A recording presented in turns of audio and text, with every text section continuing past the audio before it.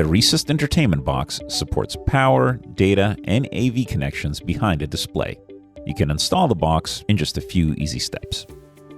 First, identify the desired location for the Resist mounting box. Use the box to mark the area that will be cut out and use a level to ensure a square cut. Then, cut a small window to verify there are no obstructions in the wall. Continue to cut out the full opening by first drilling a hole in each corner and then using a drywall saw to make the necessary cuts.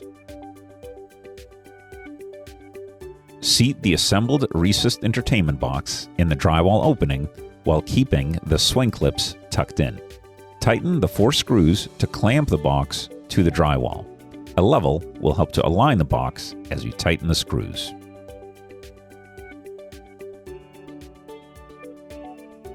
Pull the AC cabling through the Resist Entertainment Box opening and through the cable entry of your old work receptacle box.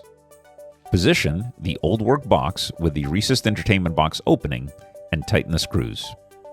Install the chosen receptacle per its instructions. For low voltage Cat6 data or similar connections, pull the cable through the designated Resist Entertainment Box opening.